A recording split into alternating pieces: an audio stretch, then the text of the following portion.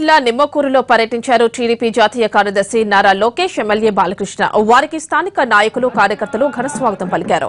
ముందుగా ఎన్టీఆర్ దంపతుల విగ్రహాలకు పూలమాలలు వేసి నివాళులర్పించారు.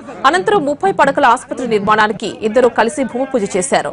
నిమ్మకూరు అభివృద్ది పనులు, స్థానిక సమస్యలపై అక్కడి నేతల్ని అడిగి తెలుసుకున్నారు లోకేష్, బాలయ్య.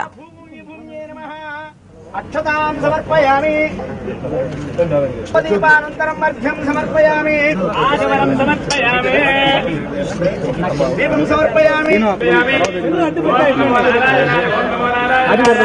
పానీయం సమర్పయామి, సత్మర్ఘ్యం సమర్పయామి, ఆచమనం సమర్పయామి.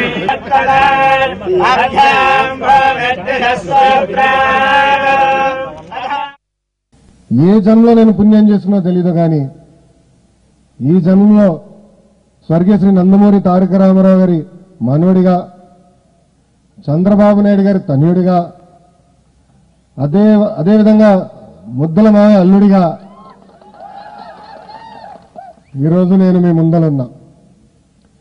ఇలాంటి పవిత్రమైన గ్రామానికి ఒక రోడ్లు లేదంటే తాగునీరు అయ్యే కాకుండా గ్రామ అభివృద్ధి జరగాలంటే ఒక ఇండస్ట్రీ రావాలి.